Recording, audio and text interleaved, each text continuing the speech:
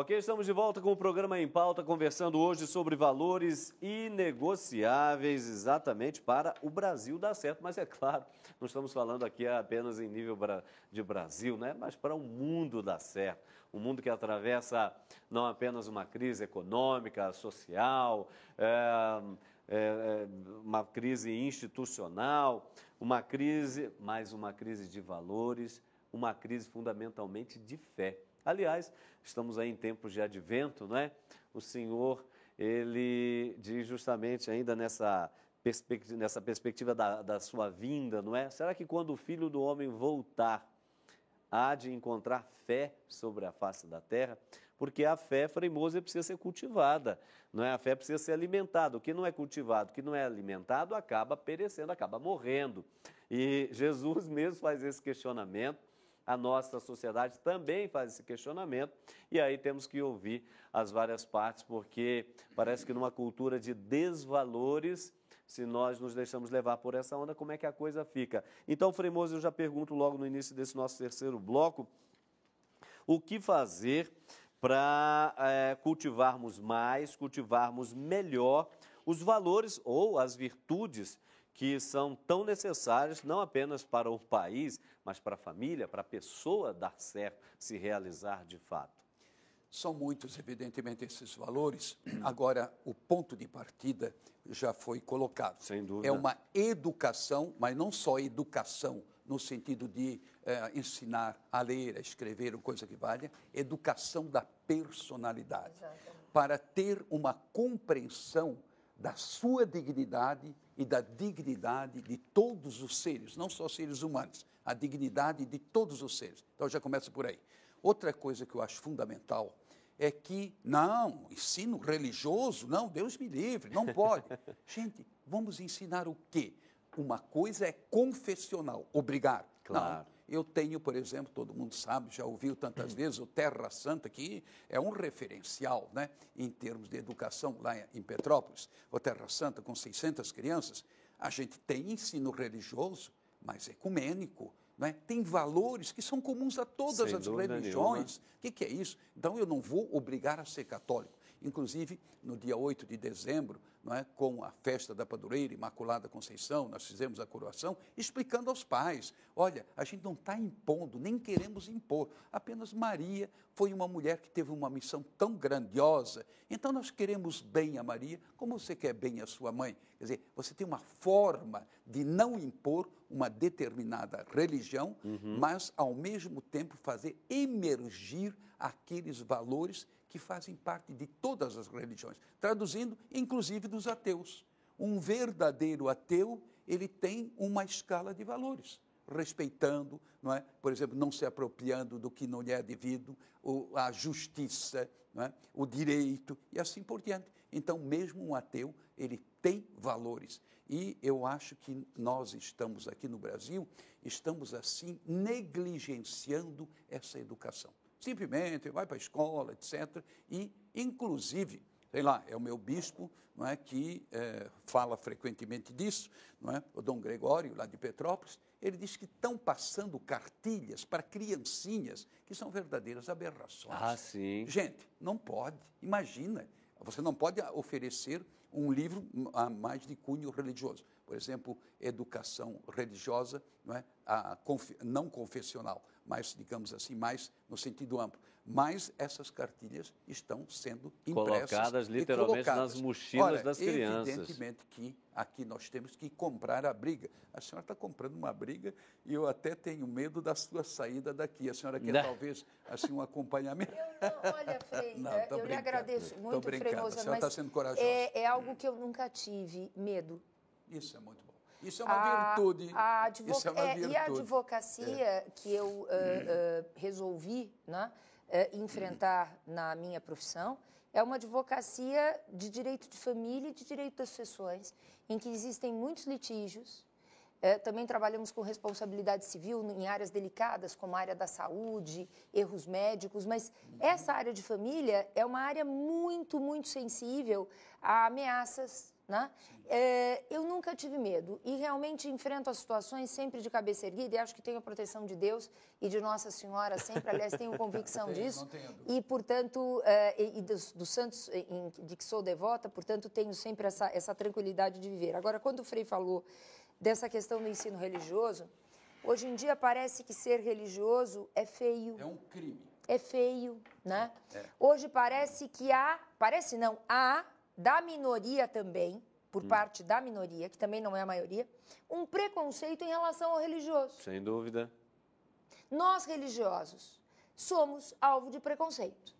Então, para terem uma ideia, na ADEFAS, quando a ADEFAS surgiu agora há 2 meses, inclusive quem quiser conhecer o nosso site é www.adefas.org.br.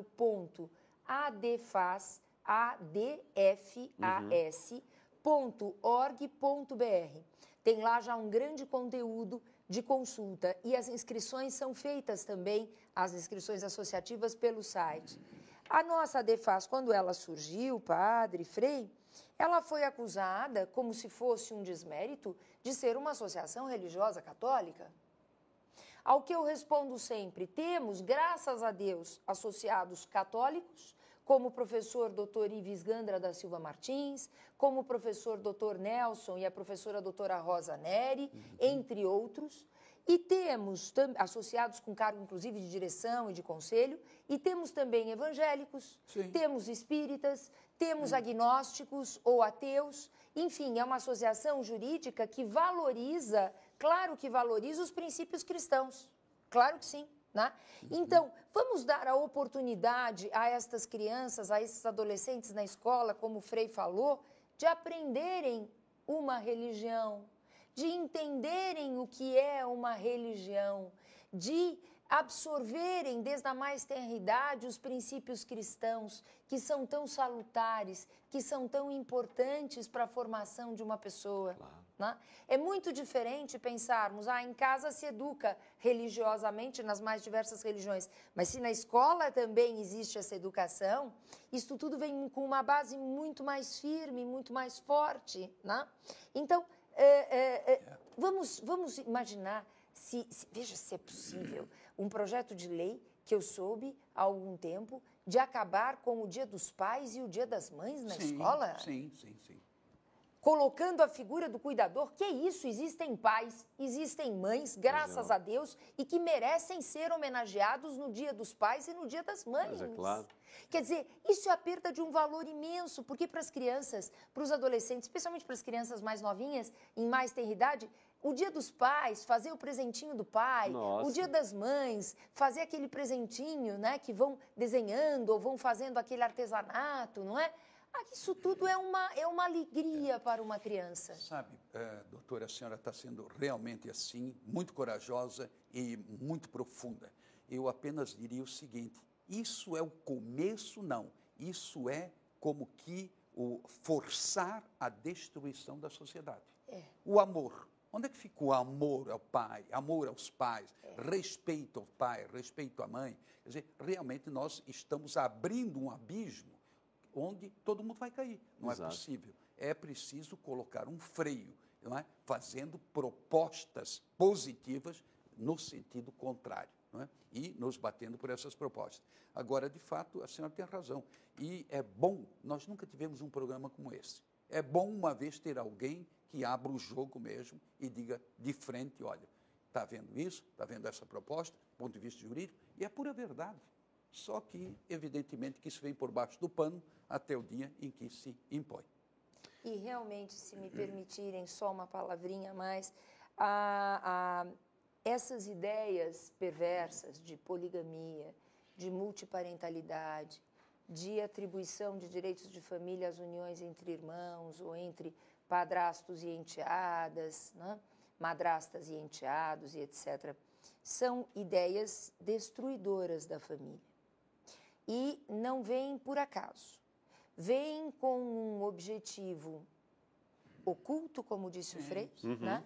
Mas um objetivo que para aqueles mais, digamos assim, mais voltados, né, a esses estudos enxergam, né? Que são objetivos muito perversos. querem destruir a família, que é a célula básica da sociedade, que é o sustentáculo da sociedade, portanto, o sustentáculo de uma nação, para a tomada de poder. E isto aconteceu na história mundial, quando se tentou destruir a família para que houvesse a tomada de poder. Então, a história nos traz esta lição. Não permitamos a destruição da família. Todos nós, a sociedade toda, tem que se unir em prol da conservação da família. Em especial daquela família formada por um homem, por uma mulher, com filhos e com uma formação que, rezemos todos, dê certo. Se não der, surgem, obviamente, os meios jurídicos para a sua dissolução. E que esperamos que o Papa Francisco realmente venha a possibilitar a comunhão, como o padre falava antes, o padre Hamilton, a comunhão, enfim, o sínodo, essa discussão, e o Frei, né, comentava sobre o questionário. Eu espero que sim, eu realmente faço votos que uma pessoa que tenha um estado civil, até mesmo de divorciado, que possa comungar. Eu vejo que as pessoas sentem falta, né, da comunhão. E, efetivamente, faço votos e sempre agradeço muito o fato de que nós hoje temos, como já tivemos muitos, mas este Papa Francisco é muito especial. Deixa Doutora, eu vou discordar de uma coisa. A senhora sempre fala conservação da família. Não, como a família já está desestruturada, etc., é promoção da família. Construção. Promoção, construção. Porque, de fato, vamos ser realistas. Não é? Não, família, assim como manda o figurino, está sendo cada vez mais rara. Então, a promoção, criando políticas que favoreçam esse amadurecimento das pessoas do ponto de vista afetivo, do ponto de vista do respeito, do ponto de vista do senso de compromisso, isso tudo exige um investimento em favor da família. E também, sabe, para que não haja uma ideia errada a respeito da nossa associação, eu como presidente da associação falo sempre em nome da associação, enquanto presidi-la, nós não somos contra os direitos e os deveres nas relações homossexuais. Se existe uma relação homossexual, que o Estado proteja essa relação, mas no par, entre os dois homens e entre as duas mulheres, sem que se pense em adoção de filhos, sem que se pense em reprodução assistida, sem que se pense em barriga de aluguel, que é um ato torpe. Um ventre de uma mulher utilizado durante 10 meses para entregar o filho que nasce desse ventre, com o qual a mulher intimamente já tem uma ligação, que é uma ligação atávica, a uma outra pessoa e nunca mais ver este ser.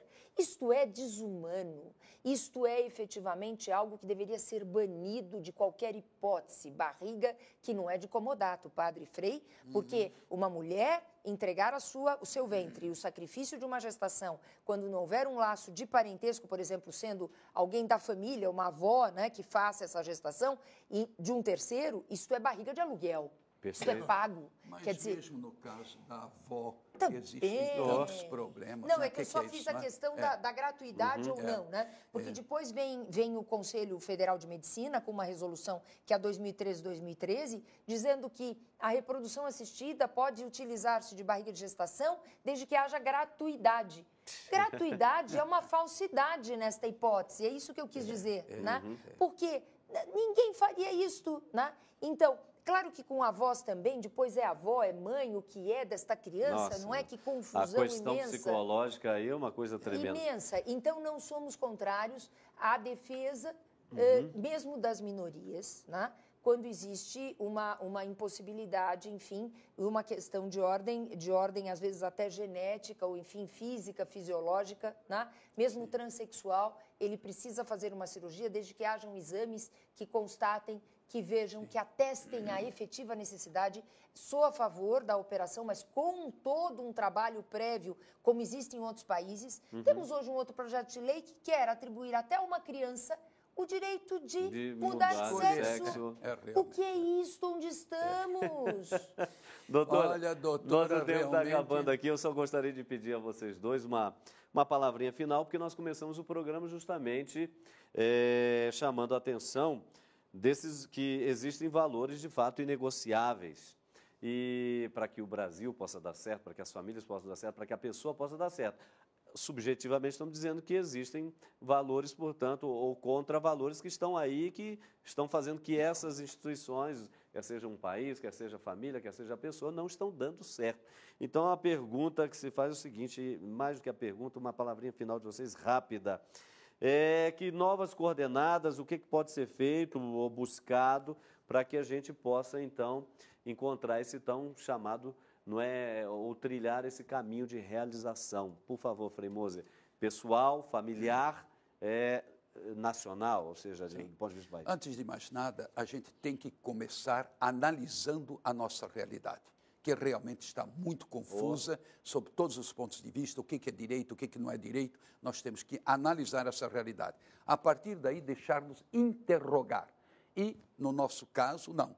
Eu diria assim, para todos vale confrontar-se com aquele homem, Jesus de Nazaré. O que é que ele propôs? Mesmo que você não vá aderir ao cristianismo, mas não há como negar que ele faz uma proposta de humanização que vale para todos. Sim. É o reino de Deus destinado a todos.